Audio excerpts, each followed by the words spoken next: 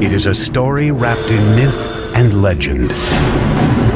How did a tribe of wandering nomads engineer the America's greatest empire in just 200 years? They had to devise engineering systems which were extraordinary for their age. Their civilization rivaled Rome in its sophistication. The Aztecs had the best technology that could be produced in the conditions of which they lived. Aqueducts, palaces, pyramids, and temples stood as a tribute to their gods and a testament to the power of humankind. The Aztecs' crowning achievement was a gleaming capital city that astonished European explorers called the Venice of the New World. The city spread out, glittering against its canals and its lake, bedecked with fine trees and beautiful mansions. Their thirst for power and blood set them on a course for destruction. When it finally came, their annihilation would be swifter and more complete than the world had ever known.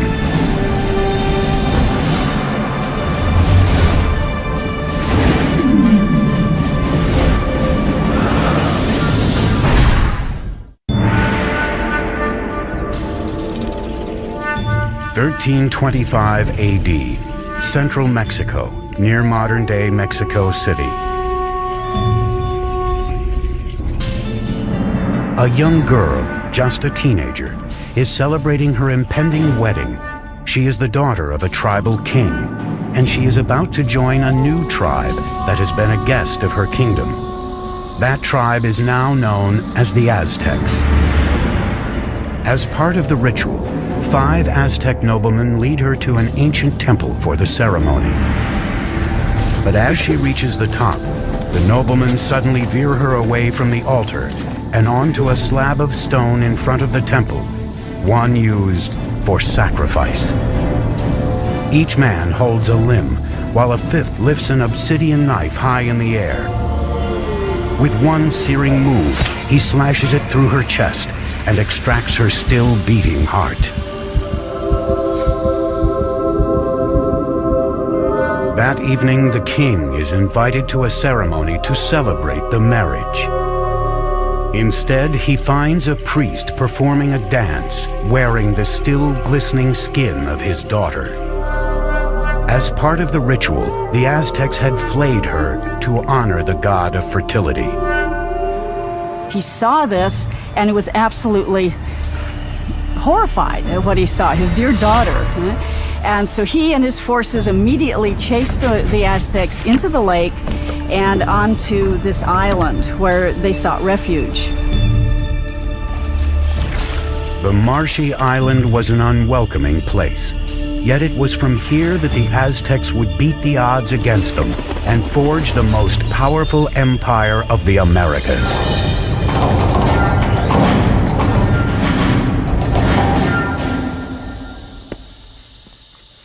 Hi, I'm Peter Weller. When I think of the Aztecs, I think of an elegant people with beautiful skin and flamboyant headdresses of many colors, and I think of floating cities and a terrific song by Neil Young about Moctezuma and Cortez. But I also think of knives, of obsidian glass ripping into chest cavities and hands, pulling out bleeding hearts and holding them high. Most of the Aztec sacrifices were performed in a temple atop a stone pyramid like this one. The Aztecs felt that without these offerings, the sun would literally cease to rise and the universe would die. Now, Aztec history is a fusion of fact and myth. But what we do know is that this murder, as horrific as it was, not only marked the beginning of the Aztec Empire, it also marked the location from where it would rise. The island the Aztecs were banished to after their disastrous sacrifice of the princess was in Lake Texcoco, the largest of 5 interconnected lakes covering a valley about 40 by 70 miles. Today, this once vast and open valley is teeming with what is modern-day Mexico City, one of the largest cities in the world. But 700 years ago, the island was so swampy no one had laid claim to it. Now, as they gazed on the lake, the Aztec leader Tenoch announced to his followers that he had seen an eagle perched on a cactus in the middle of the lake, a sign from the gods that they had found their new home. They would name their city Tenochtitlan. Life is tough for the Aztecs in the early days of Tenochtitlan, but they have a vision of a powerful city modeled on an ancient and legendary city just 25 miles away. They called this city Teotihuacan, or City of the Gods. We know very little about Teotihuacan because all we have is the archaeological remains. We don't have any writing, we don't have any documentation that really fleshes out what went on at this big city. It was in ruins even in Aztec times, but they believed it to be the stomping grounds of the gods and the literal birthplace of the sun itself.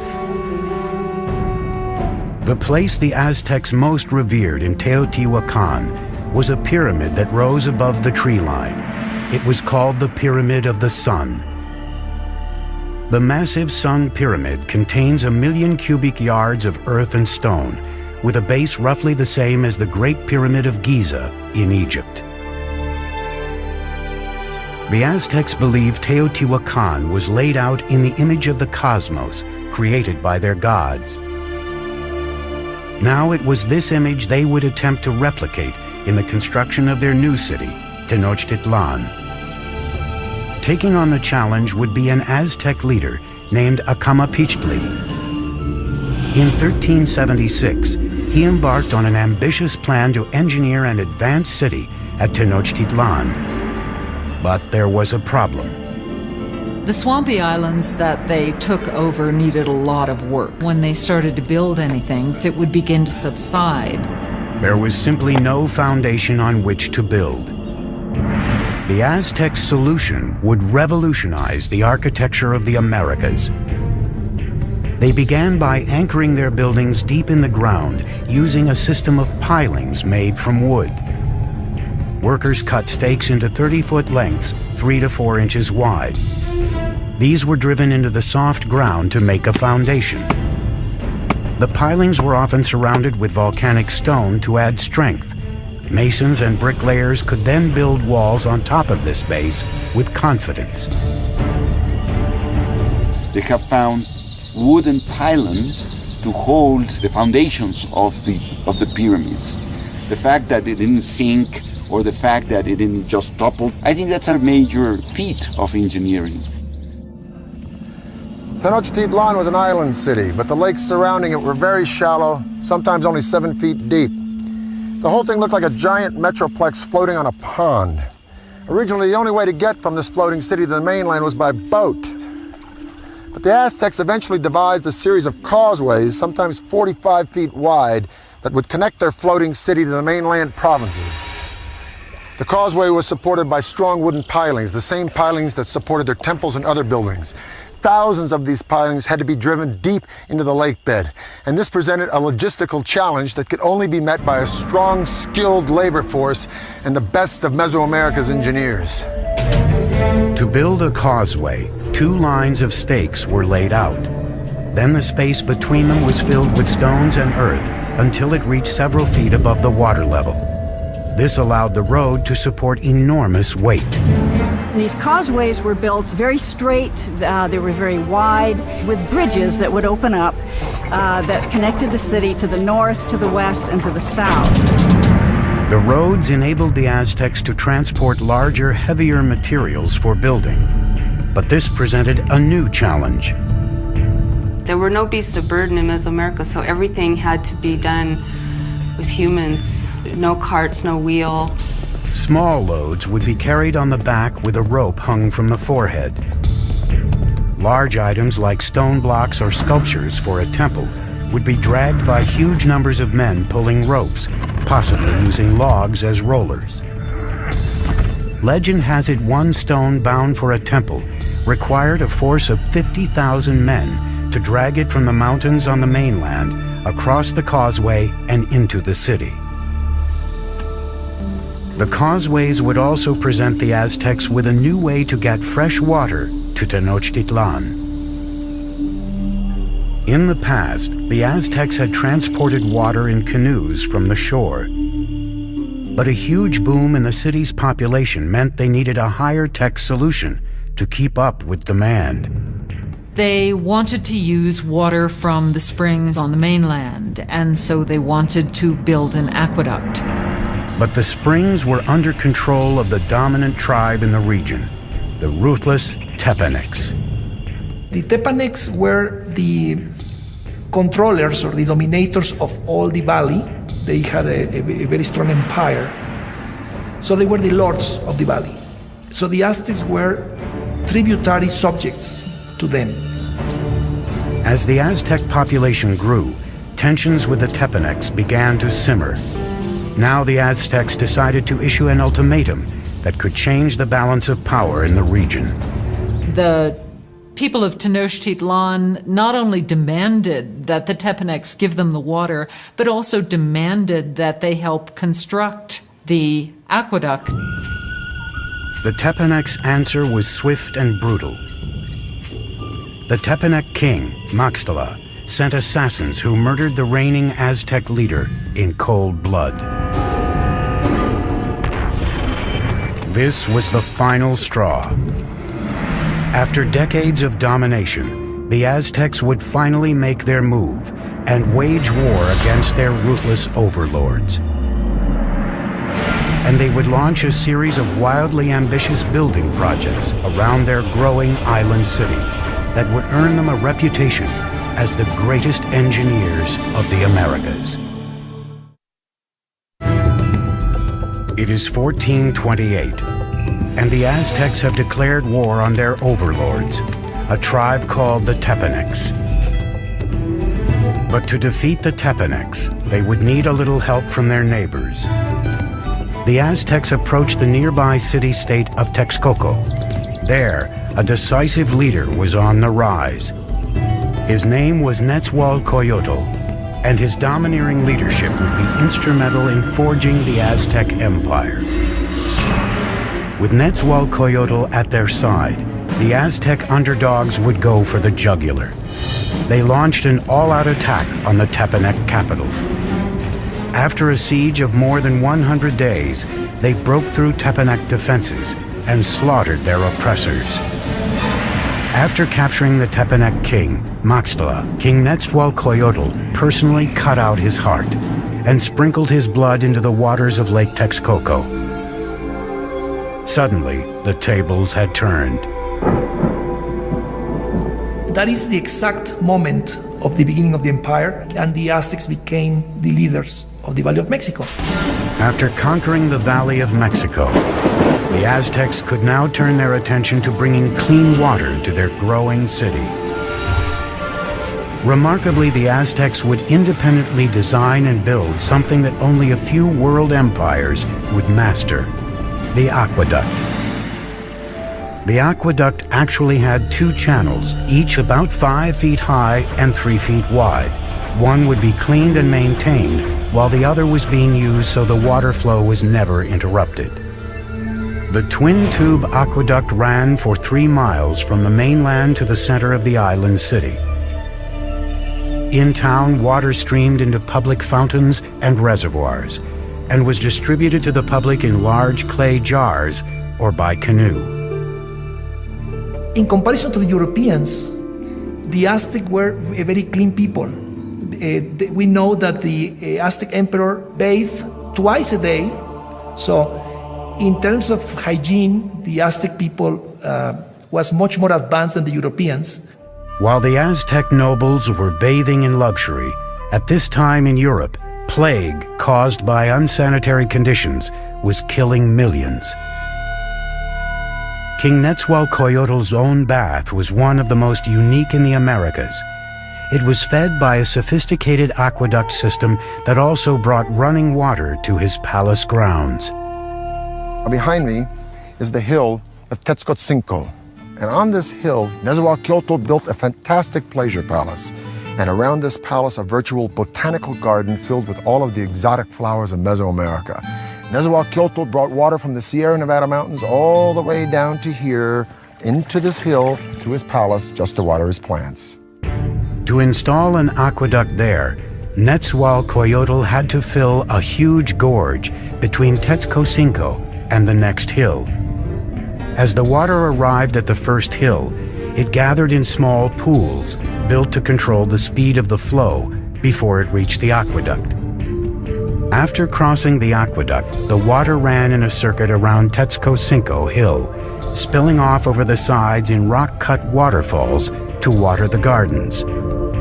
It ended up in a nearly perfectly round rock-cut pool called the King's Bath.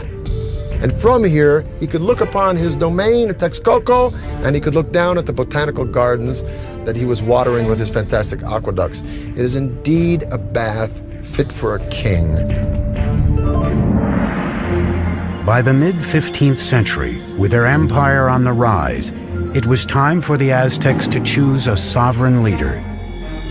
He was called Moctezuma, and he would be the first of two emperors with this now famous name.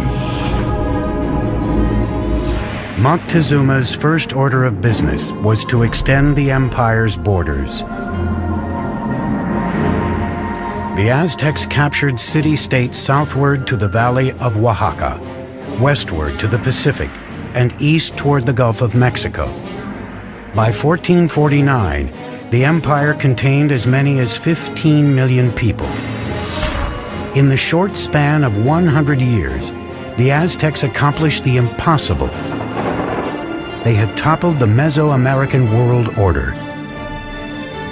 But while the Aztecs dominated militarily, their island city was vulnerable to a different kind of enemy. Like New Orleans, Tenochtitlan was constantly doing battle with water. And one of Moctezuma's first projects was to protect his city from the deluge of water surrounding it. This is what is left of Lake Xochimilco, in the southern part of Mexico City, in Aztec times, the city of Tenochtitlan. This lake, like the other four lakes that surrounded the city, were spring-fed. Thus there were no rivers or streams into which it could drain. And if it rained hard enough, the water would rise up and sweep over the land and into the city itself. And this is exactly what happened in the mid-1400s when a flood of catastrophic proportions swept into Tenochtitlan. The city and the empire it commanded were almost completely destroyed, and the Aztec civilization had to once again rely upon the genius of its engineers, and one engineer in particular. Moctezuma enlisted the help of his old ally Nezahualcóyotl to protect the city he was rebuilding from the lake. Nezahualcóyotl would design a solution that would make him the greatest engineer on the continent.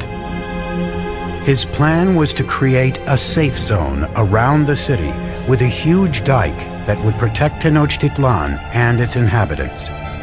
It was designed to be larger than any earthwork anywhere in the Americas at the time, running for 10 miles just east of the city from the southern edge of the lake across to the north. The walls were a wickerwork construction made of sticks, reeds, stone, and earth. Since the lake was shallow, the dike was only about 12 feet in height, but some 27 feet wide.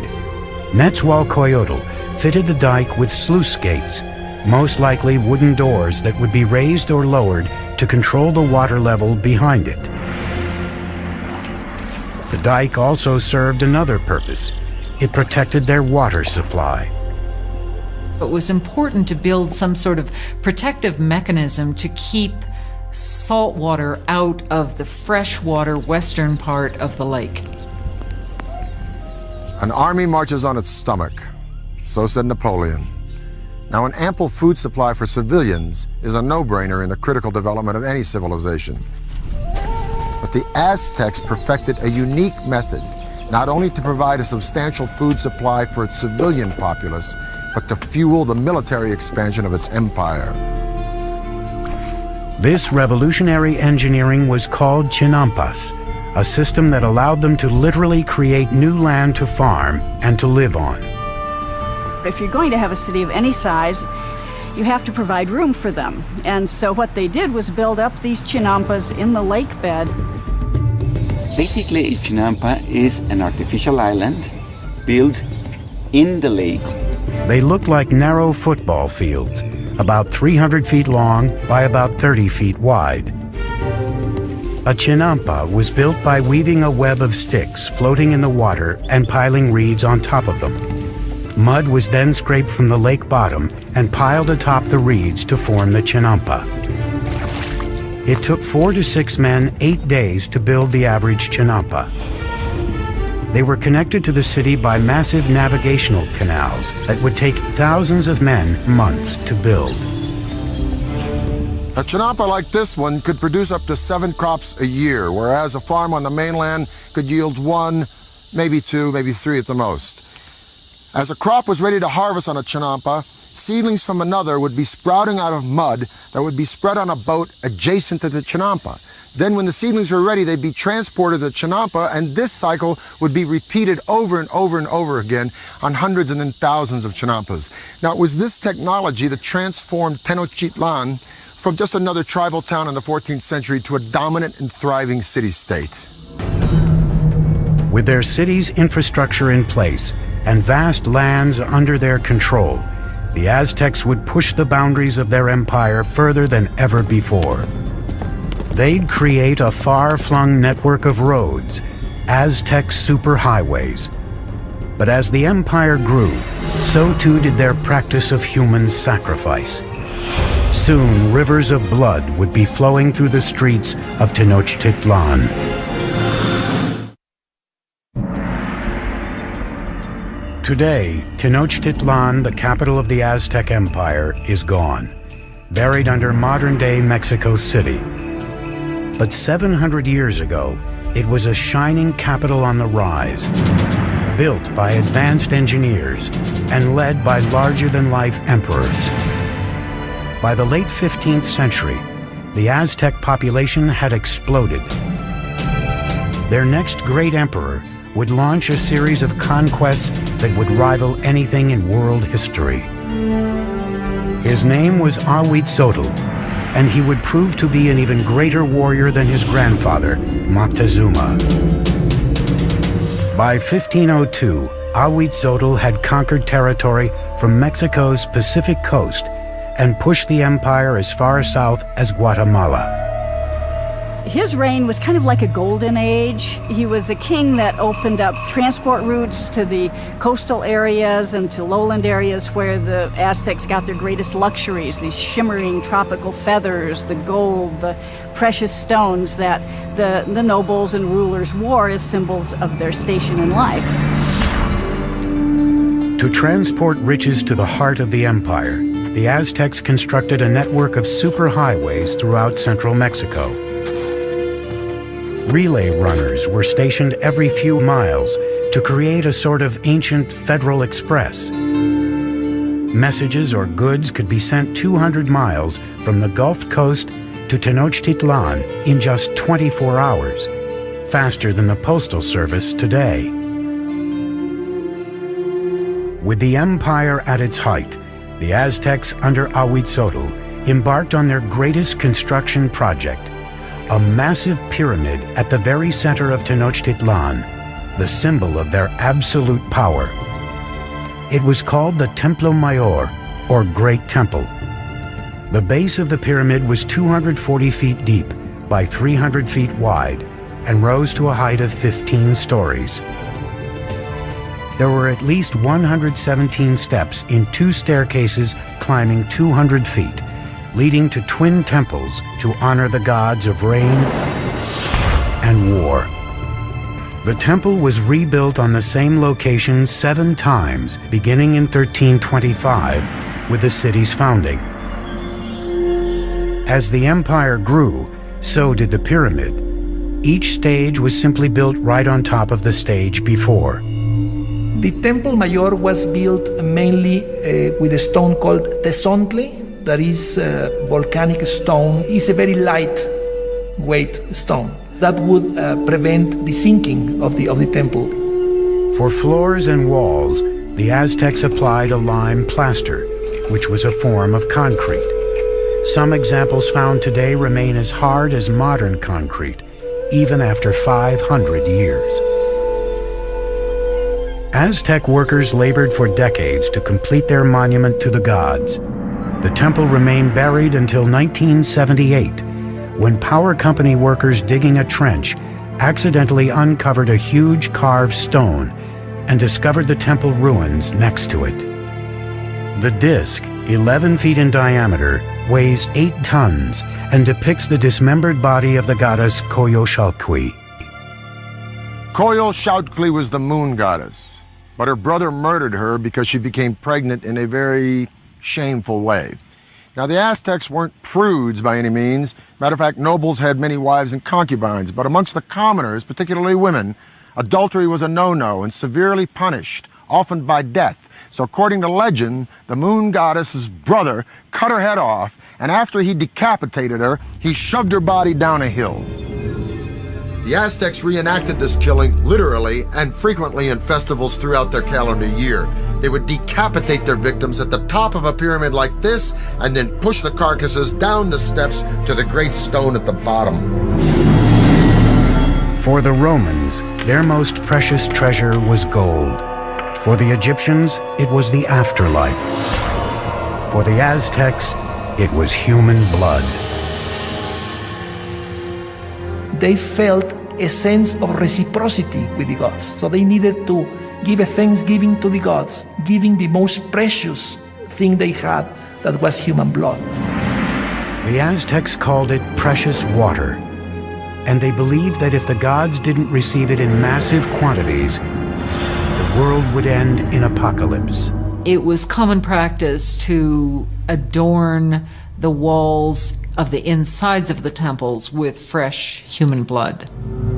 And the smell must have been appalling. To dedicate his expansion of the Great Temple, Emperor Ahuitzotl held a mass sacrifice. The heads of victims were displayed prominently on skull racks around the temple. According to some chronicles, they say that there were sacrificed 20,000 people. From a practical point of view and from a scientific point of view, it sounds impossible. So I think that the chronicle that is written by Spanish sources is basically telling us that to their eyes they were many. As Ahuitzotl's reign continued, the bloodletting skyrocketed. Life in Tenochtitlan soon became an orgy of death. Friends and enemies alike would be brought in to witness the sacrifices. It's always ritual. Sacrifice is always a ritual event, but it was also a political statement, and it was a form of intimidation. By the time of Ahuitzotl's death, the Aztecs had institutionalized sacrificial killing and turned killing on the battlefield into an art form.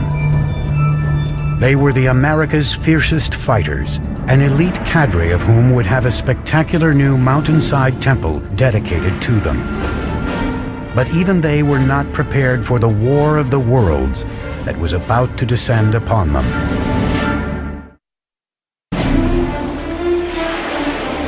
In 1502, Ahuitzotl, Emperor of the Aztecs, is dead.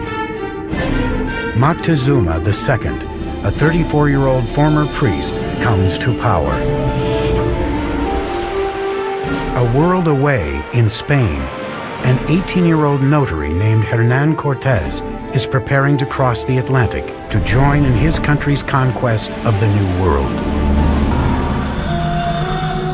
This is the zenith of the Aztec Empire. It now covers at least 80,000 square miles, reaching out from Tenochtitlan to both coasts and as far south as Guatemala. Some 25 million people are subject to Aztec rule. 38 provinces, containing innumerable city-states, are paying them heavy tribute, making the emperor and nobles fabulously rich. The city spread out, glittering against its canals and its lake, bedecked with fine trees and beautiful mansions. And Moctezuma II presided over it all. He was known for his statesmanship and military skills.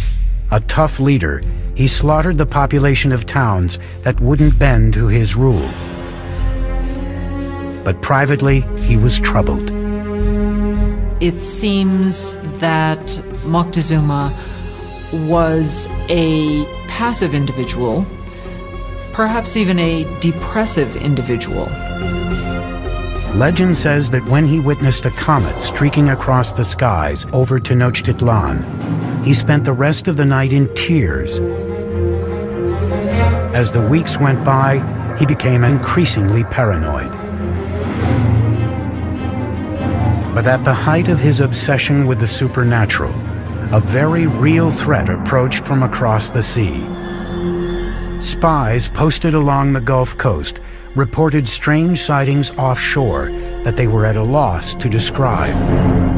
They never have seen a boat, so they didn't even have a word to describe that. So the Indians refer to those boats as mountains that move in the water.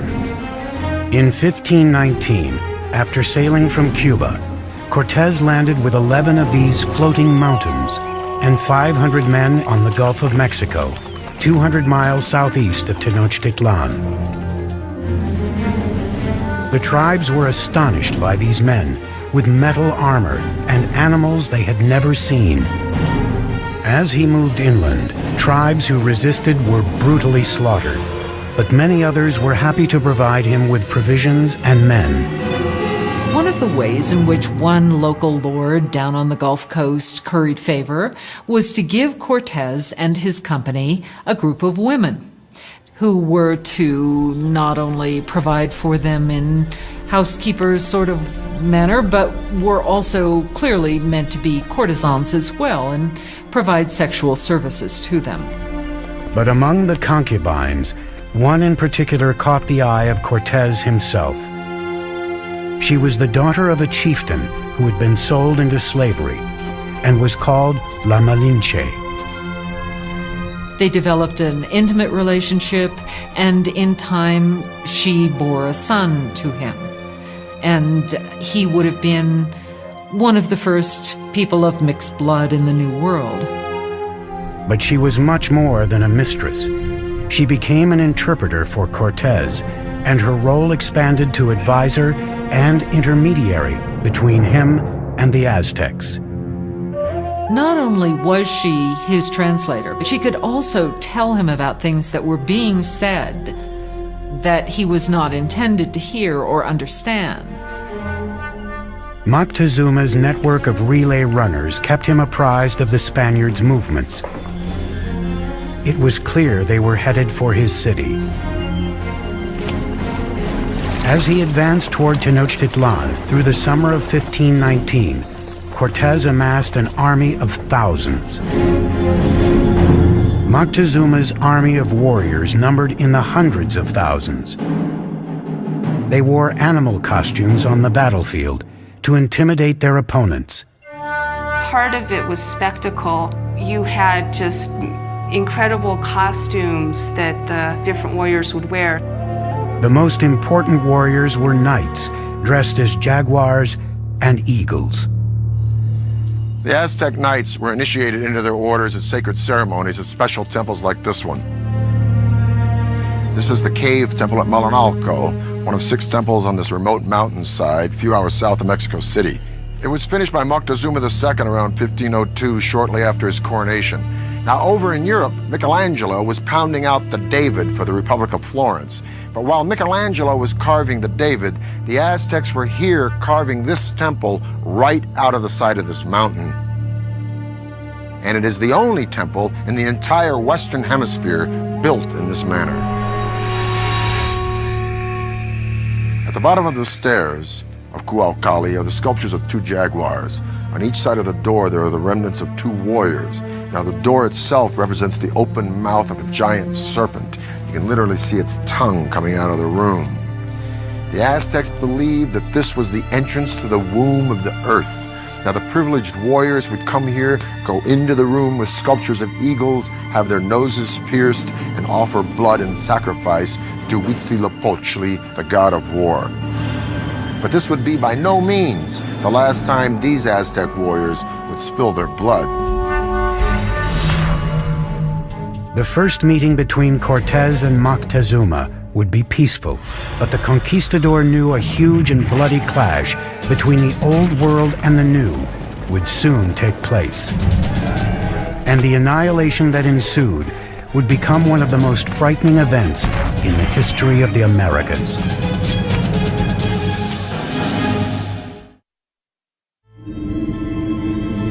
It is the fall of 1519. Spanish conquistador Hernán Cortés has finally reached the gleaming Aztec capital he has heard so much about, Tenochtitlan.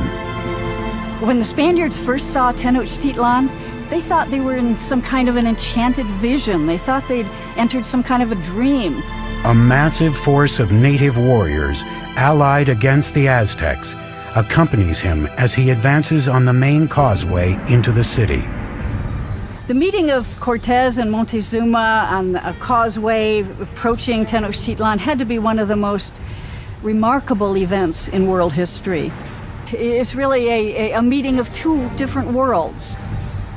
And Cortés offered his hand, but the minute he started to do that, to actually touch Montezuma, the noble attendants around Montezuma pushed Cortés away and said, no, no, no, that's a total indignity. Nobody touches Montezuma, the great lord of the land. The meeting of the two worlds was peaceful, but fraught with tension. Moctezuma by this time had become increasingly impulsive and prone to bouts of hysteria. So the encounter was an encounter of sensing the forces, no, in each side. But the Aztecs had a diplomacy and a warfare system that was somewhat naive in comparison to the very tricky and sly system of the Europeans. Moctezuma invited the Spaniards to stay in one of his palaces. It would prove to be a catastrophic mistake. As the Spaniards entered the city, they were so awed they thought they were dreaming. At the heart of the city stood the emperor's colossal palace. The palace of Moctezuma II was a massive complex spread across 6 acres near the Great Temple. One of the Spaniards noted that every day at Moctezuma's palace, 600 nobles gathered, and they would hear the word of their emperor. Moctezuma received the Spaniards in a large reception chamber just beyond the main entrance, designed to make the emperor appear omnipotent. But Moctezuma's palace would be the last ever built by the Aztecs. Not a week into their visit, the Spaniards went for the jugular, kidnapping Moctezuma. It was an audacious move, but it paid off. The empire appeared to be theirs. Even though Moctezuma was still the official leader of the city, he was really, for some time, nothing more than a mouthpiece for Cortés. For 6 months, tensions within the walls of Tenochtitlan slowly simmered. Then, in the spring of 1520, it all came to a head. One morning, Spanish soldiers interrupted a sacred sacrifice and slaughtered those taking part. The move sparked an uprising. For the Aztecs, the Spaniards had committed an unspeakable sacrilege. The city became engulfed in chaos as the Aztecs marched on Moctezuma's palace. Moctezuma gets up on the top of the palace and tries to talk to the people and calm them down, and by now they're just not having any of it. Moctezuma had become nothing more than the Spaniards' puppet, a betrayal so great in the eyes of his people, they pummeled him with rocks and arrows. Shortly after, Moctezuma's lifeless body was tossed from the palace walls. Whether he died at Spanish hands or from injuries inflicted by his own people may never be known. And the Spaniards at that point decided this would be probably a good time to leave the city. On the night of June 30th, 1520, the Spaniards attempted to escape under cover of darkness. But they can't separate themselves from the plunder that they've gotten so far, so they're weighted down with all of the things that they want to take with them. They were easy targets for the Aztec warriors, who caught them on the causeway. bodies quickly piled up in the water. 400 Spaniards were killed along with several thousand of their Indian allies. That escape has come to be called the Noche Triste, the sad night. Cortez and a few others managed to escape with their lives. The Spaniards would now destroy the shining city of Tenochtitlan for good. He would begin by severing the lifeblood of the city, the aqueduct. As hundreds of thousands of people within the city's walls were without water, Cortez created a blockade around Tenochtitlan to cut off all outside supplies of food. So the idea of this blockade was to try to make surrender the city by hunger. And the Aztecs had a tremendous resistance, so they couldn't be defeated easily. And what they decided to do is to mount an attack both by land and by sea. For centuries, the lake around Tenochtitlan was a barrier against invaders. But Cortez would find a way around that. He had thousands of his Indian allies carry ships in pieces up thousands of feet over the mountains to be assembled and launched into the lake. May 1521. Cortez unleashes his massive army in a final decisive attack on Tenochtitlan. 600 Spaniards, including 100 cavalrymen and upwards of 50,000 of their Indian allies, clash with the Aztec defenders of the city on its grand causeways. Brutal fighting continued for months. Day by day, Cortez razed the city block by block. He and his Indian allies were merciless in their systematic slaughter of the population. It was an extremely hard-fought battle, especially in the city precincts. The Aztecs made a last stand at the great temple in Tlatelolco. Warriors lined the steep steps to rain down arrows and rocks on their enemy. But it was hopeless. On August 13th, the final Aztec leader, Cuauhtemoc, was captured and surrendered to Cortez. And that was just the beginning. 20 million would die of disease brought by the Spaniards. By the end of the 16th century, we estimate that the native population had been reduced by about 90%. Modern-day Mexico City has been built atop the rubble of the once majestic city of Tenochtitlan. The Spaniards leveled it during the construction of their own colonial capital, even using stones from the great temple to build their cathedral still standing next to the temple ruins. The Aztec Empire had vanished, and with it, a legacy of astonishing engineering achievements. It has become clear from their sophisticated systems of urban planning, agriculture, and waterworks that the Aztecs stood among the most advanced of the world's great empires. The cave temple here at Malinalco is one of the few truly impressive Aztec achievements that the Spanish did not destroy. And stunning sights such as this beg the tantalizing question, if the Spanish had not come, what would Deep within the jungle, we're talking about a civilization discovered in the middle of a rainforest. Cryptic remains of a lost civilization, one that spanned a continent for more than 1,000 years. They definitely had attributes of the supernatural. They were the ancient Maya. Their rulers filled vast cities with sky-high pyramids, ornate palaces, and lavish plazas. They were masters of their environment. They were very resourceful in figuring out how to harness the energy, creating amazingly sophisticated works of art and engineering, and sustaining a civilization for 1,500 years.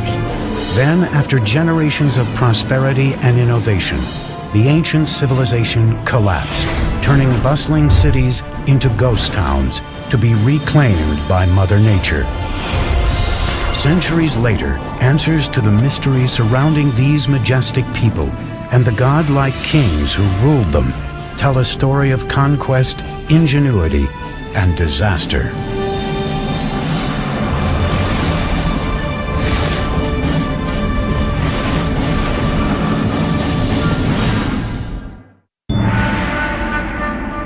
869 AD, in the lowlands of the Guatemalan jungle, the Maya are becoming desperate. Food and clean water are dwindling. Thousands of people are starving. And malnutrition and disease are ravaging the population. The Maya no longer trust their divine rulers to appease their gods. Political turmoil plagues the kingdoms, and one by one the great city-states are being abandoned. The ancient Maya civilization is crumbling. City after city, area after area begins to fail. Cities are abandoned, kings disappear, and what had been classic Maya culture really comes to an end. What happened to this great people? Even today, scholars are still mystified. We know that people began to disappear. The question is, how did that happen? The answer may lie in complex hieroglyphics known as the Maya Code. A hieroglyph is a complex way of conveying all the information that Maya people could think or express. And it's the only example in the Americas of a complete, complex system of writing. Today, these cryptic symbols reveal a history of brutal warfare, larger-than-life rulers, and the rise and fall of an enigmatic people. Hi, I'm Peter Weller, and I'm standing on top of this beautiful temple deep in the rainforest of southern Mexico near the border of Guatemala, and this is the heart of the civilization of the ancient Maya. For years, archaeologists believed that the ancient Maya were peacefully separated into 40 or so independent city-states, each with their own dynasty of kings. For what we could tell, there seemed to be trade, communication, but there didn't seem to be any particular imperial aggression motivated by a thirst for land or power outside of a king's own territory. But in the last half-century, these theories are starting to fly in the face of a different story because hieroglyphs like this one, the remnants of the ancient Maya's advanced writing system, are painting a whole new picture. The touchy-feely 1960s and New Age ideas of a gentle and loving people are being fast replaced by a much more complex reality of city-states, butting heads and bloody clashes. And now we have evidence that brutal battles and human sacrifice were fundamental components of life among the ancient Maya.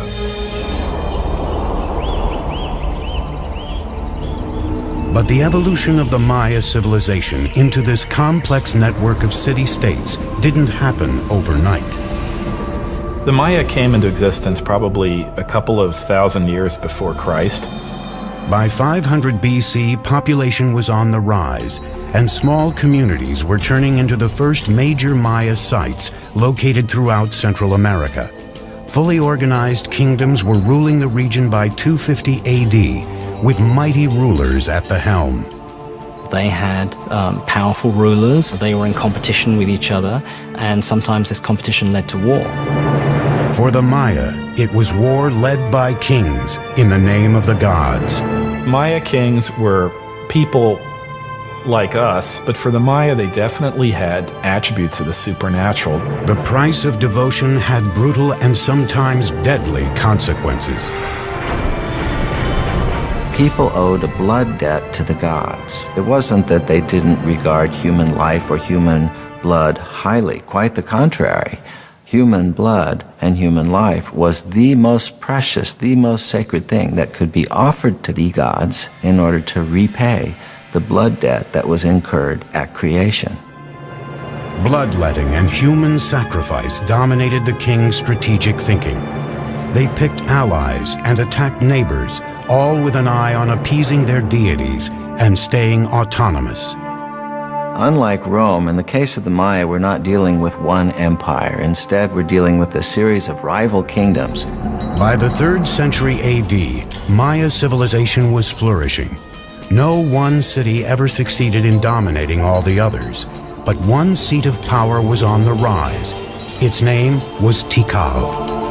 Tikal is one of the few cities that goes strong in the pre-classic period before the time of Christ, and then it just continues pretty much unabated all the way until the end of the classic period. This is a city that never really lost it. But in the 6th century, a rival power named Calakmul threatened Tikal's success. The Maya had these two great dynastic capitals, Calakmul and Tikal. Those two cities essentially locked horns. It's really Calakmul that seems to engage in this action in which they engineer alliances all the way around Tikal, essentially boxing in their enemy. It would be up to an ambitious and visionary leader to build a center of military power, one that would take on Calakmul. His name was Yakin Khan Kawil. He would construct one of the most iconic structures of the Maya, a pyramid that would stand the test of time, the Temple of the Giant Jaguar. The most valuable monument was one that took a lot of effort. So a big temple pyramid is an indication of your power, your strength, your prestige. It's a way of drawing people into your city because it shows what an awesome, powerful ruler you are. Building in semi-tropical environments with rudimentary materials was a unique challenge, especially when the goal was to build vertically using Stone Age technology. Most of the technology that we associate with big stone constructions were unknown to the Maya. They did not have beasts of burden. They didn't have metal tools. What the Maya did have was a virtually unlimited supply of malleable limestone and a great deal of manpower. Your labor was one of the things that you were required to give to the king on an annual basis. Blocks of limestone were quarried and then pushed, pulled, or carried by sheer force to the construction site. They used something that we call the tump line, and this is a rope that would pass around the forehead, and in that they could carry, literally at times, hundreds of pounds of debris. Level by level, the pyramid was built skyward. Wooden scaffolding supported the laborers and the structure as it expanded. Skilled masons shaped the limestone with stone tools and wooden mallets. Though the interior was filled with unrefined rubble, the exterior was deceivingly manicured, covered in a strong mortar known as Maya stucco, and painted red. Even though they knew of the wheel, even though they knew of metal, they elected not to make practical use of either of these things. And I think in part it was because in their worldview something was much more valuable if a lot of human labor went into it. At nearly 150 feet, the Temple of the Giant Jaguar emerged, facing west toward the setting sun. The ancient skyscraper would command the attention of all who set foot in Tikal's Grand Plaza as a symbol of power and redemption. But Yakin Khan Kawil's engineering marvel was just the beginning. In 736, Kawil had defeated his ultimate rival, Calakmul. Then, in 743 and 744, he attacked and eviscerated two critical Calakmul allies that surrounded Tikal, El Peru to the west and Naranjo to the east. Finally, the suffocating noose that had once strangled Tikal was broken. In celebration of this, he builds a whole series of major expansions to the palace, new pyramids. And when we look at Tikal today, in many cases, we're looking at the fruits of that success. He may have even launched the construction of the tallest of Tikal's structures, Temple 4. Made of 250,000 cubic yards of stone, the massive pyramid stretched more than 210 feet, or 22 stories high, nearly as tall as the towers of the Brooklyn Bridge. It jutted far above the dense rainforest canopy, with a 180-degree view of the city. In the distance, other Maya cities were also ambitiously building toward the sky. But at this moment, with King Yakin Khan Kawil at the helm, Tikal was the unchallenged powerhouse of the Maya civilization. But Tikal was not alone. Out of sight, about 250 miles to the west, another dynasty is forging the construction of a great acropolis. There, in the 7th century, a king with a vision would emerge. He would turn one of the wettest cities in the world into a mecca of New World architecture.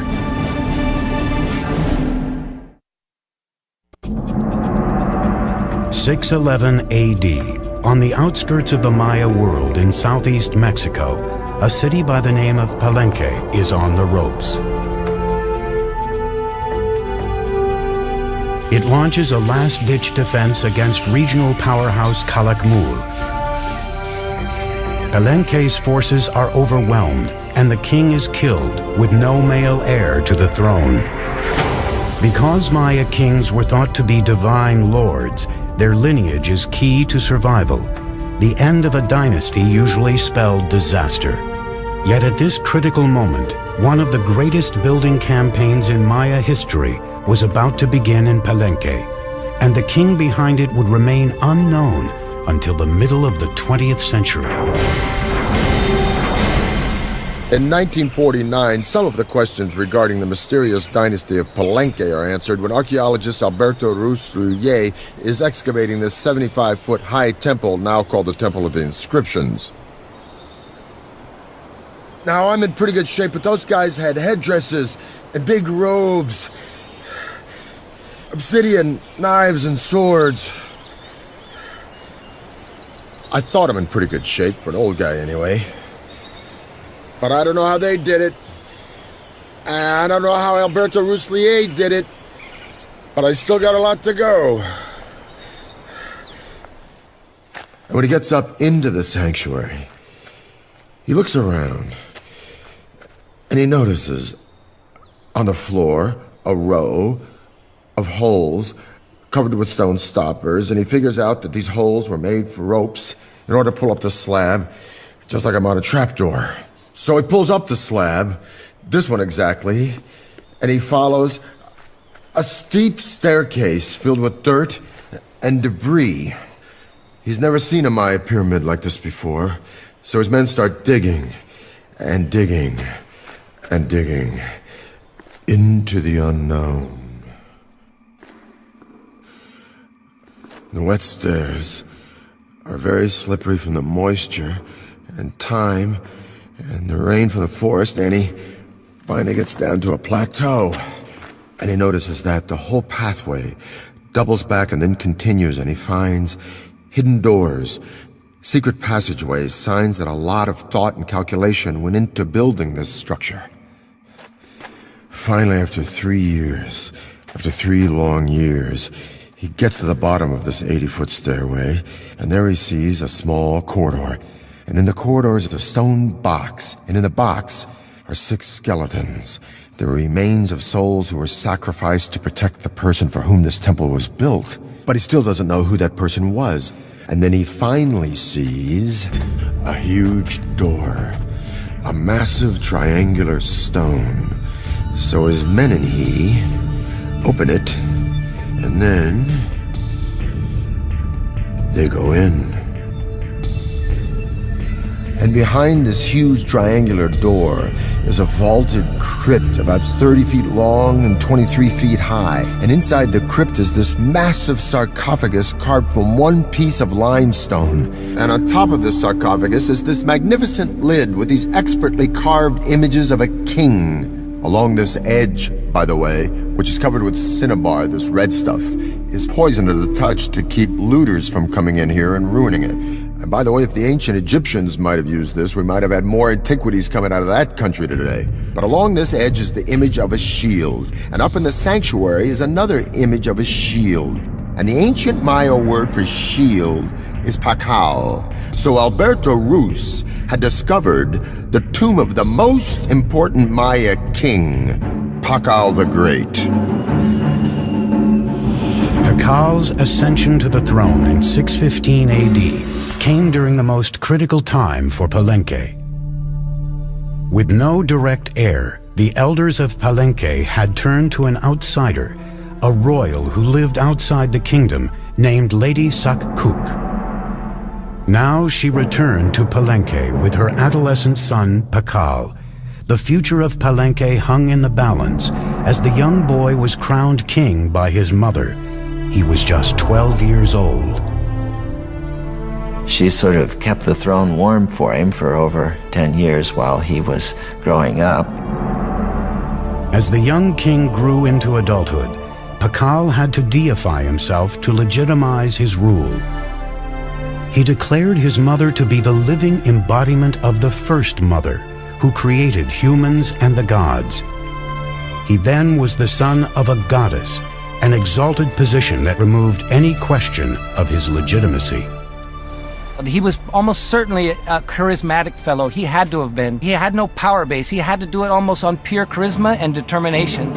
As a Johnny-come-lately, as someone who needs to prove himself, he's going to be as splashy as possible, and so he constructs the most gaudy buildings imaginable. He's establishing all sorts of new architectural patterns. To authenticate his lineage, Pakal set off on a building spree to revitalize his battered kingdom. One of his first orders of business, the renovation and expansion of the royal palace, an impressive structure that sits in the heart of the main plaza. More than 70,000 square feet, the palace would become a maze of galleries, chambers, stairways, courtyards, and tunnels, and was designed to reflect his ideas of grandeur. At first, Pakal's architects, like those throughout the Maya world, employed what is called the corbelled vault to support their soaring structures. Now this was a pretty straightforward structure where a series of lines of stones of ever-decreasing height are laid on top of each other.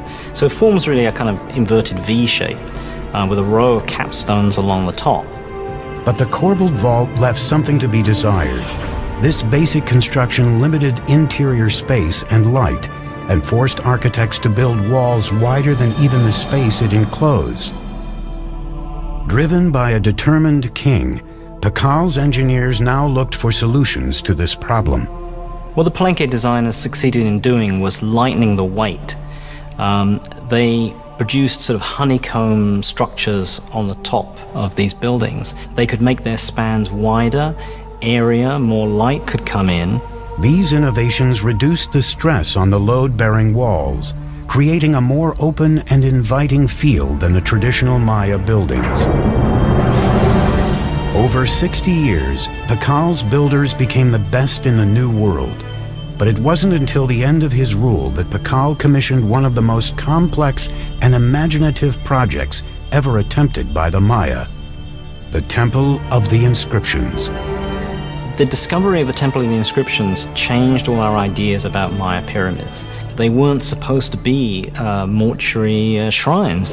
Inside, along a stairway leading down to the tomb, engineers built a psychoduct, or hollow tube. It's a conduit that allows someone on the top of the pyramid to speak into this speaking tube, and eventually you would be able to presumably communicate directly with Pakal in his tomb. This 20-ton sarcophagus was built to last an eternity.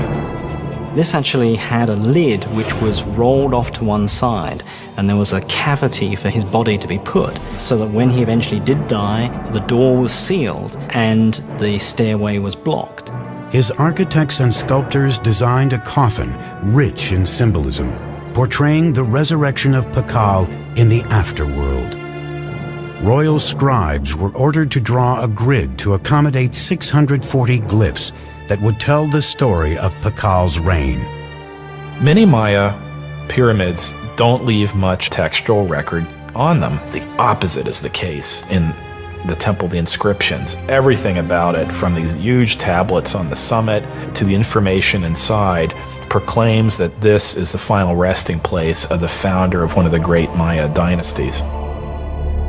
In 683, during Pakal's 68th year as king, the 12-year-old boy who grew to be one of the great Maya rulers died at the age of 80. He was covered in red cinnabar and adorned in lavish jewelry.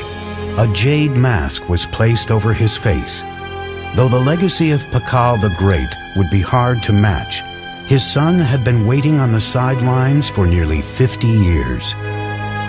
With the clock ticking, he would launch a series of building projects harnessing the laws of physics and Mother Nature.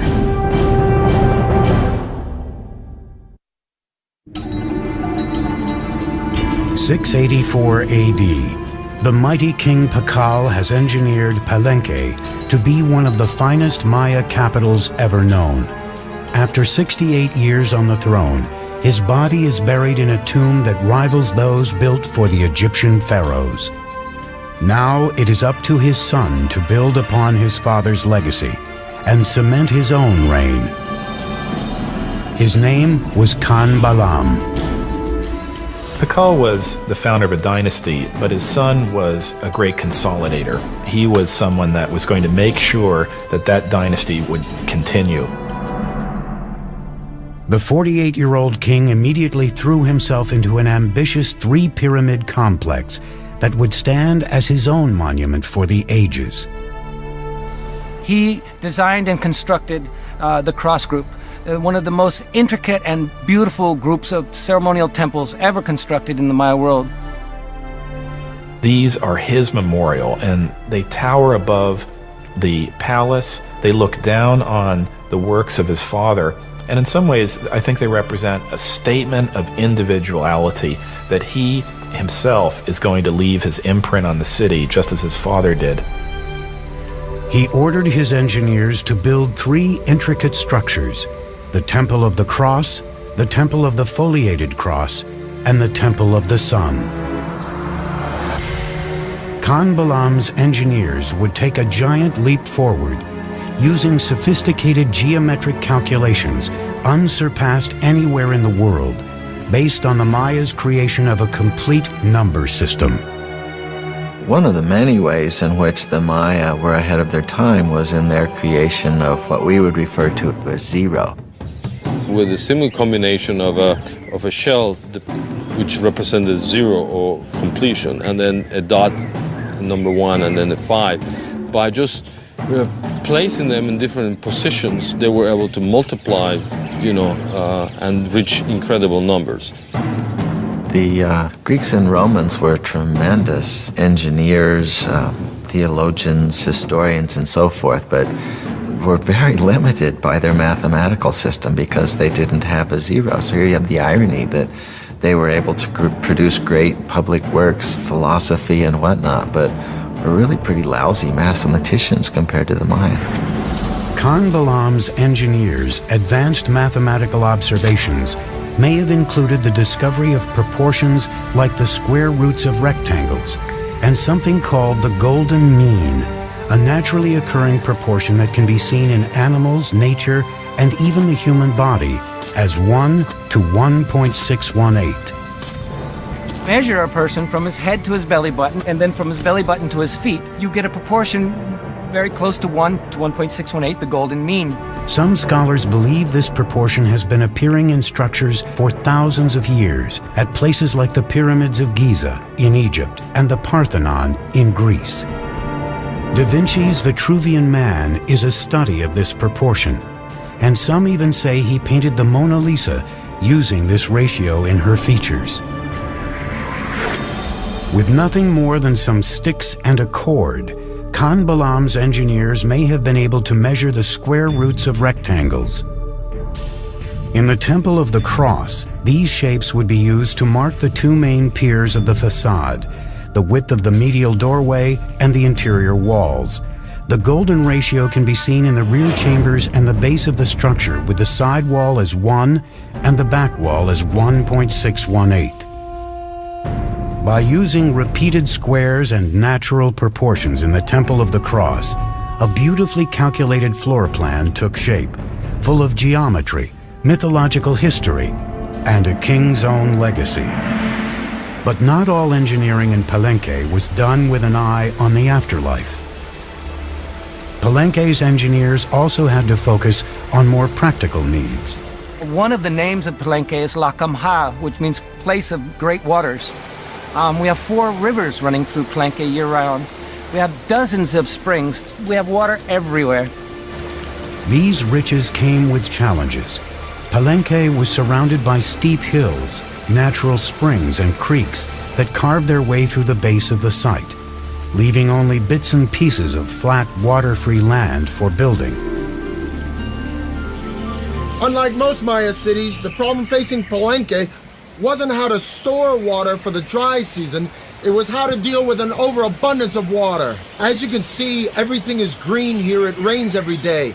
So to meet this challenge, the city planners devised a unique way of diverting the pre-existing streams by building subterranean aqueducts that would channel the water underground, thus saving more land on top for cultivation. These tunnels were lined with limestone and they were covered with our old friend from Egypt and Greece, the Corbelled Vault. Series of protruding stones, one on top of the other, formed sort of an arch overhead. Now these ceilings were so sturdy they could support the massive weight of Palenque's giant plazas overhead. So the people were walking along with the water rushing underneath them, being diverted away from the city, just like it is where I live today in New York City. What's even more impressive is that there are signs that Maya engineers may have figured out a way to create water pressure. They built water tunnels that ran through the rugged terrain into the city, often directed uphill. As they got closer to the main structures, the pipes got incrementally smaller. Like Roman fountains, the water pressure gained momentum as it coursed through increasingly narrower tunnels, eventually allowing for running water throughout Palenque's buildings.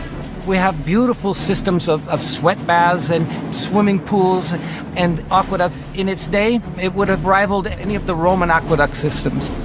We don't see this use of water pressure anywhere else, and it doesn't appear again until the Spanish bring the technologies with them. Together, Khan Balam and his father Pakal ruled Palenque for nearly 100 years, pushing Maya engineering to a level never seen before. The future seemed bright for this city on the rise. But its years of glory are about to come to a sudden end. Something is happening in the Maya world that will cause the classic city-states to implode. By the 8th century, Palenque, Tikal, and the other kingdoms of the Maya world were expanding across the continent. Tall pyramids, unparalleled city planning, and sumptuous royal palaces advertised the glory of the great kings. Then, suddenly, these cities began to unravel, one after another. Royal sculptors stopped carving their monuments with historical information, and kings halted their construction projects. Maya civilization had plunged into darkness. It's not that the entire Maya lowlands is abandoned overnight. It's that, one kingdom falls here and another one 10 years later falls over here, then another one over here. The causes of the Maya collapse remains a great debate among scholars. We're really talking about a society that was pushing itself to the limits. There is no one single explanation for this implosion, but scholars seem to believe that environmental catastrophe led to a full-blown meltdown for the Maya civilization. The soil no longer produced crops, thus lack of food and polluted water produced malnutrition and disease. The Maya could no longer count on their kings to intercede with their gods because their great society was in a death spiral, and their kings, so long counted on for guidance and prosperity, were powerless to stop it. So sadly, but slowly and surely, the people voted with their feet, and the ancient Maya left their beautiful cities forever. There were no signs of mass graves. They did not vanish. Where did the millions of Maya go? If you wanted to go where it was happening, you moved north. Go north, young man. The cities that die in the south, and that's the only way to describe it, is they just go into oblivion, are never really replaced. But there are locations all around the Yucatan Peninsula where the cities not only thrive, but they begin to grow explosively. This growth was enhanced by an elaborate network of causeways called sacpes, or white roads. The sacpes weren't just local transport, they were emblems of the great political power of two allied cities that had the wherewithal to create this magnificent royal procession way between their two kingdoms. As much as 60 miles long in some places, they were a marvel of engineering. They would place huge rocks on both sides of the causeway and then filling whatever was in between with cobbles and unfinished rocks and stones, and then they cover all this surface with stucco, nice plaster, and then upon it they create this smooth surface. In the Yucatan Peninsula, the Sac Bays often charted a course through the rough terrain in perfectly straight lines. It's not easy to cut a line 60 miles that doesn't deviate even a degree. I would really like to know what instruments they use. We have no record of it. These causeway systems allowed for rebirth, movement, and trade in the north, and it is there that the ragged survivors of the southern lowlands hope to find a second chance, in a Yucatan city called Chichen Itza. Chichen Itza came to be the largest and most powerful city from about 800 to 1050 or so that had a real knack of being a big tent. So it was a very cosmopolitan place, and I'm sure it traded handsomely on that reputation. One of the buildings unique to the site was El Caracol, an astronomical observatory. The Maya were obsessed with both time and the stars and spent centuries looking to the sky for answers. The Maya probably had something called a gnomon, which is a series of two crossed bars, and by looking at the intersection of those two bars, they would be able to focus on something. With just basic tools, the Maya were able to track the movement of the stars and planets and the passing of time. Like Stonehenge, this was a place where people could make solar and lunar observations. The staircase in the front of the building faced 27.5 degrees northwest, out of line with other structures, but in almost perfect alignment with Venus's most northerly position in the sky. It was closely aligned with the celestial bodies and occurrences, such as the movement of Venus and the solstices. In the higher tower of the building, 3 openings survive today. They are small, narrow, and irregularly placed, but they align along astronomical sight lines. In the Caracol, we can see in its orientations, in its peculiar displacements, in its odd alignment of buildings, a focus on what Venus was doing at the time. Venus is a kind of variable actor up there in the skies. Sometimes it moves in this direction, sometimes it moves in that direction. The Caracol seems to be about looking at Venus when it's come to the end of a certain kind of motion. This astute astronomical observation allowed the Maya to build their interlocking calendars that were more accurate than any other used in the ancient world. The Maya had 2 calendars, one ritual and then, the solar calendar that is very, very similar to what we use in the Western world. The Maya measured the solar year to be 365 days. Their measurements for the revolution of Venus and the occurrence of lunar eclipses were equally on target. In just 200 years, the Maya had achieved a rebirth in the wake of the catastrophic destruction of their southern cities. But now the North would face an even deadlier enemy, one that was capable of annihilating the Maya while leaving their cities intact. In the 9th century, the classic Maya cities suddenly and mysteriously collapsed, ending the era of greatest prosperity and growth.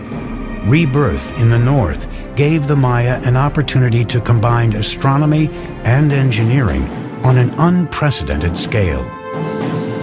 At Chichen Itza, signs of continuing obsession with the skies left a permanent mark on Maya architecture. The cornerstone of Chichen Itza was the 98-foot El Castillo, or the castle, built in the 9th or 10th century. The 365 steps equal the number of days in the Maya civil calendar. 52 panels on each side represented the Maya's 52-year cycle. 9 terraced levels equaled the 18-month Maya solar calendar.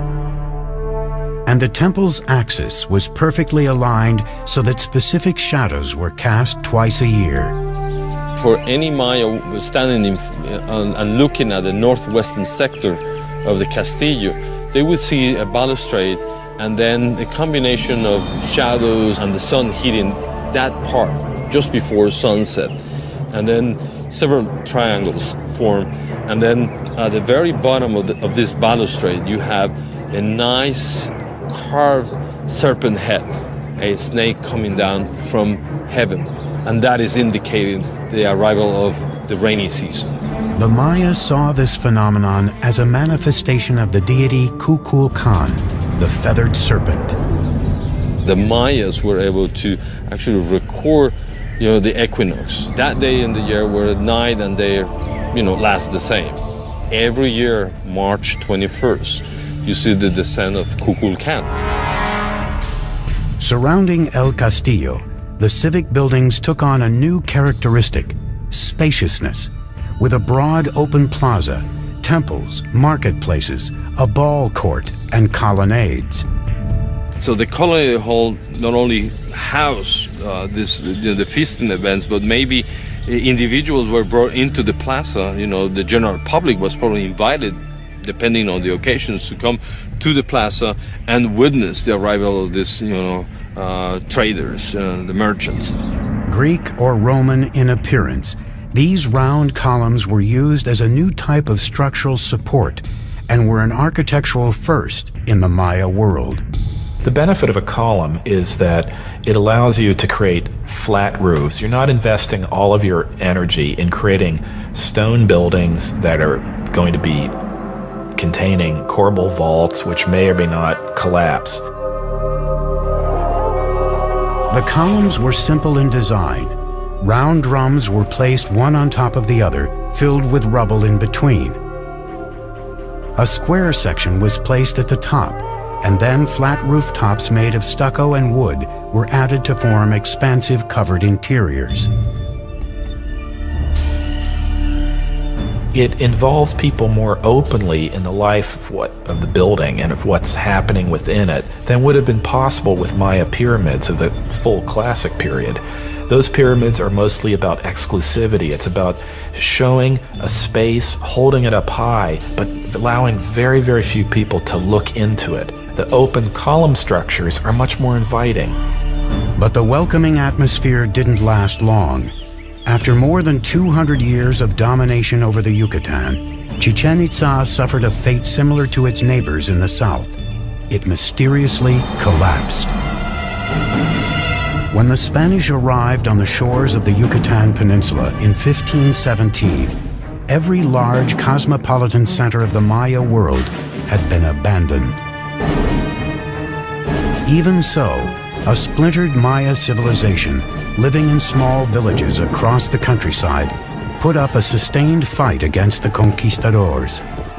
They proved difficult to conquer because rather than taking a king captive or an emperor, as they did with the Aztec, they had to conquer one village at a time. And once they moved on to the next village, there'd be one behind them that would then begin to rise and revolt.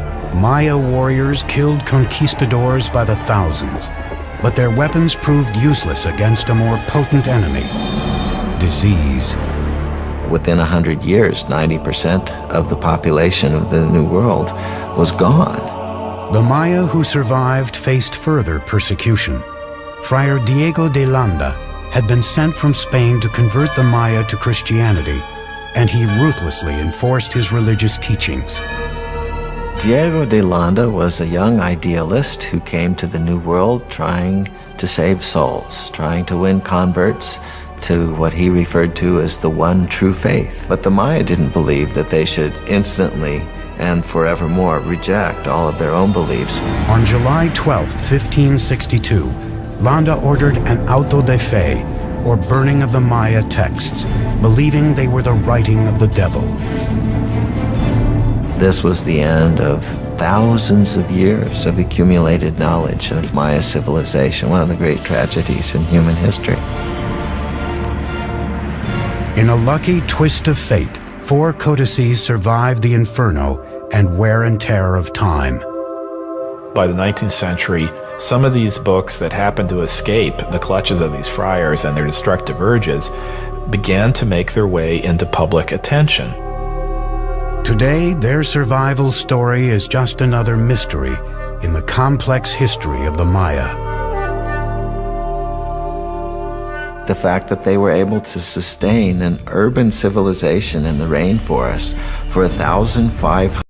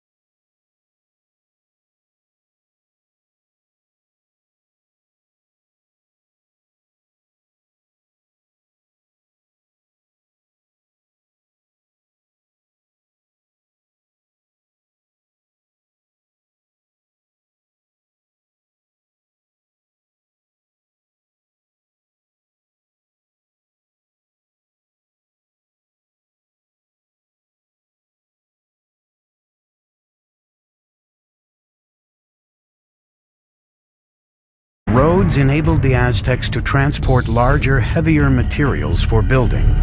But this presented a new challenge. There were no beasts of burden in Mesoamerica, so everything had to be done with humans. No carts, no wheel. Small loads would be carried on the back with a rope hung from the forehead.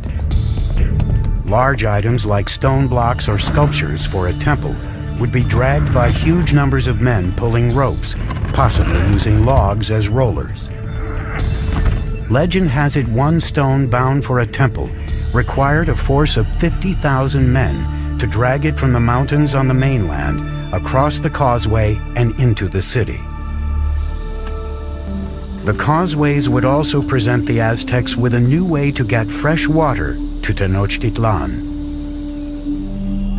In the past, the Aztecs had transported water in canoes from the shore. But a huge boom in the city's population meant they needed a higher-tech solution to keep up with demand. They wanted to use water from the springs on the mainland, and so they wanted to build an aqueduct. But the springs were under control of the dominant tribe in the region, the ruthless Tepanecs. The Tepanecs were the controllers or the dominators of all the valley. They had a very strong empire. So they were the lords of the valley. So the Aztecs were tributary subjects to them. As the Aztec population grew, tensions with the Tepanecs began to simmer. Now the Aztecs decided to issue an ultimatum that could change the balance of power in the region. The people of Tenochtitlan not only demanded that the Tepanecs give them the water, but also demanded that they help construct the aqueduct. The Tepanecs' answer was swift and brutal. The Tepanec king, Maxtla, sent assassins who murdered the reigning Aztec leader in cold blood. Was in Lake Texcoco, the largest of 5 interconnected lakes covering a valley about 40 by 70 miles. Today, this once vast and open valley is teeming with what is modern-day Mexico City, one of the largest cities in the world. But 700 years ago, the island was so swampy, no one had laid claim to it. Now, as they gazed on the lake, the Aztec leader Tenoch announced to his followers that he had seen an eagle perched on a cactus in the middle of the lake, a sign from the gods that they had found their new home. They would name their city Tenochtitlan. Life is tough for the Aztecs in the early days of Tenochtitlan, but they have a vision of a powerful city modeled on an ancient and legendary city just 25 miles away. They called this city Teotihuacan, or City of the Gods. We know very little about Teotihuacan because all we have is the archaeological remains. We don't have any writing, we don't have any documentation that really fleshes out what went on at this big city. It was in ruins, even in Aztec times, but they believed it to be the stomping grounds of the gods and the literal birthplace of the sun itself. The place the Aztecs most revered in Teotihuacan was a pyramid that rose above the tree line. It was called the Pyramid of the Sun. The massive Sun Pyramid contains 1 million cubic yards of earth and stone, with a base roughly the same as the Great Pyramid of Giza in Egypt. The Aztecs believed Teotihuacan was laid out in the image of the cosmos, created by their gods. Now it was this image they would attempt to replicate in the construction of their new city, Tenochtitlan. Taking on the challenge would be an Aztec leader named Acamapichtli. In 1376, he embarked on an ambitious plan to engineer an advanced city at Tenochtitlan. But there was a problem. The swampy islands that they took over needed a lot of work. When they started to build anything, it would begin to subside. There was simply no foundation on which to build. The Aztec solution would revolutionize the architecture of the Americas, They began by anchoring their buildings deep in the ground using a system of pilings made from wood. Workers cut stakes into 30-foot lengths, 3 to 4 inches wide. These were driven into the soft ground to make a foundation. The pilings were often surrounded with volcanic stone to add strength. Masons and bricklayers could then build walls on top of this base with confidence. They have found wooden pylons to hold the foundations of the pyramids. The fact that it didn't sink or the fact that it didn't just topple, I think that's a major feat of engineering. Tenochtitlan was an island city, but the lakes surrounding it were very shallow, sometimes only 7 feet deep. The whole thing looked like a giant metroplex floating on a pond. Originally, the only way to get from this floating city to the mainland was by boat.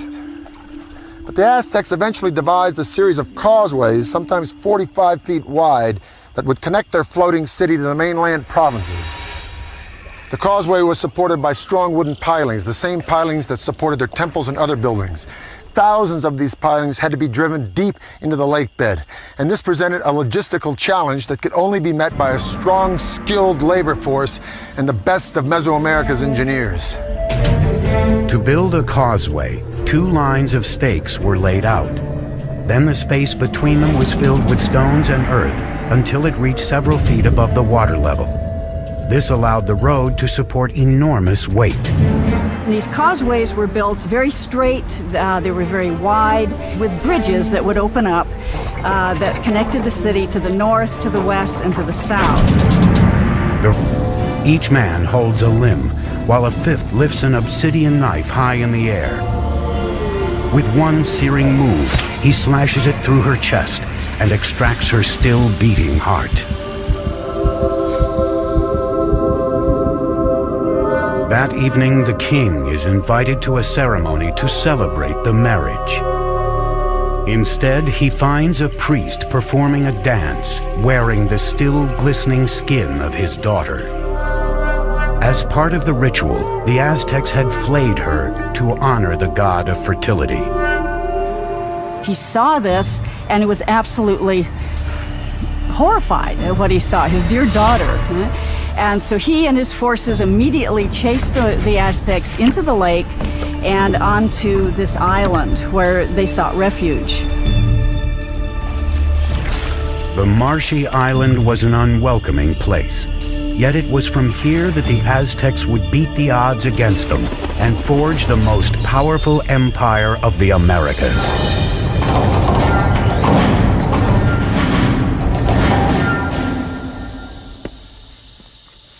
Hi, I'm Peter Weller. When I think of the Aztecs, I think of an elegant people with beautiful skin and flamboyant headdresses of many colors, and I think of floating cities and a terrific song by Neil Young about Moctezuma and Cortez. But I also think of knives, of obsidian glass ripping into chest cavities and hands, pulling out bleeding hearts and holding them high. Most of the Aztec sacrifices were performed in a temple atop a stone pyramid like this one. The Aztecs felt that without these offerings, the sun would literally cease to rise and the universe would die. Now, Aztec history is a fusion of fact and myth, but what we do know is that this murder, as horrific as it was, not only marked the beginning of the Aztec Empire, it also marked the location from where it would rise. The island the Aztecs were banished to after their disastrous sacrifice of the princess. It is a story wrapped in myth and legend. How did a tribe of wandering nomads engineer the America's greatest empire in just 200 years? They had to devise engineering systems which were extraordinary for their age. Their civilization rivaled Rome in its sophistication. The Aztecs had the best technology that could be produced in the conditions of which they lived. Aqueducts, palaces, pyramids, and temples stood as a tribute to their gods and a testament to the power of humankind. The Aztecs' crowning achievement was a gleaming capital city that astonished European explorers called the Venice of the New World. The city spread out, glittering against its canals and its lake, bedecked with fine trees and beautiful mansions. Their thirst for power and blood set them on a course for destruction. When it finally came, their annihilation would be swifter and more complete than the world had ever known.